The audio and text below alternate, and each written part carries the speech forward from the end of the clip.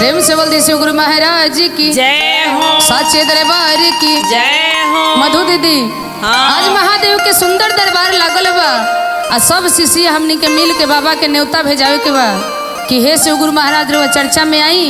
और सब शिष्य के पुकार सुन ली तो कैसे कहे के बा कैसे हो। अरे बेल के पतैया पर नेवता भेजवनी हो नेवता करी ना स्वीकार जी हो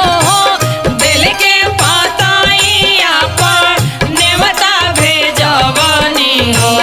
नेवता करी ना स्वीकार जी हो बेल के पतैया पर नेवता भेजवनी हो नेवता करी ना स्वीकार जी है महादेव दया हम मांगब मनवा में बाटे विश्वास जी हो ओई है महादेव दया हम मांगब मनवा में बाटे विश्वास जी जोम के जय जय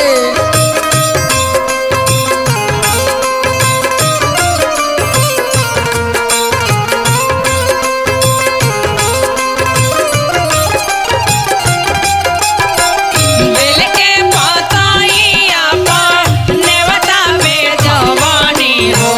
नेवता करी ना स्वीकार जी और देखिए शिष्या कैसे कहतरी मथवा पर शोभे उनका बड़े बड़े जाटावा हो गलवा में नागावा के हार हो ओहो मथवा पे शोभे उनके बड़े बड़े जटावा हो गलवा में नागावा के हार हो ए बेल के पतैया पर नेवता पेठवनी हो नेवता करी ना स्वीकार हो ओहो बेल के पतैया पर नेवता पेठवनी हो नेवता करी ना स्वीकार हो दया करी महादेव जय हो।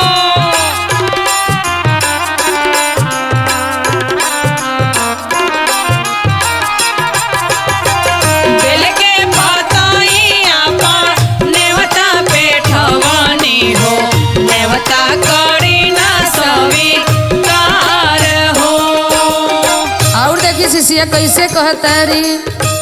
पहिला में दया मांगब दूसरा में चारा चाहो तीसरा में नमन परा नाम हो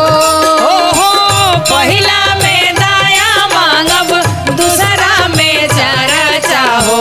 तीसरा में नमन पर नाम हो हे बेल के पतैया पर नेवता पेठवनी हो नेवता करी ना स्वीकार हो ओहो बेल के पतैया पर नेवता पेठवनी हो